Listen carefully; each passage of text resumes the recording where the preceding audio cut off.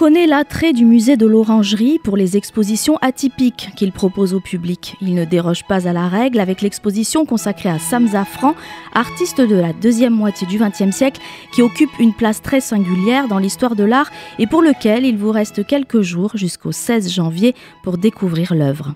Inspiré par la vie quotidienne, Sam Zafran mélange rêves et poésie en proposant une approche figurative et poético-onirique du réel qu'il a développé loin du monde de l'art et de ses engouements dans le retrait de son atelier. Un attachement au réel certainement lié à son enfance. Né en 1934 à Paris, de parents juifs polonais, son histoire est quelque peu mouvementée puisque durant la Seconde Guerre mondiale, il parvient à échapper à la rafle du Veldiv et se cache dans le Loiret chez des paysans puis dans l'Aveyron. Plus tard, interné au camp de Drancy, il est libéré par les Américains. La plupart des membres de sa famille et son père ayant été exterminés, il est ensuite hébergé par une famille suisse en 1944, puis partira à Melbourne.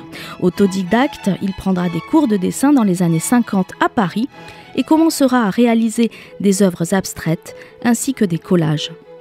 Cette enfance meurtrie lui fera préférer la solitude, se focalisant sur sa propre existence et ses états intérieurs pour donner naissance à des thèmes clés, ateliers, escaliers, feuillages en tout genre, qui ont tous en commun son environnement immédiat, mais traité comme dans un rêve.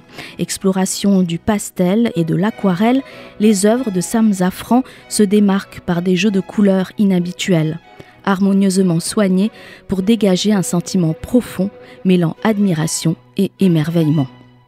Un voyage idyllique à travers des œuvres poétiques et troublantes.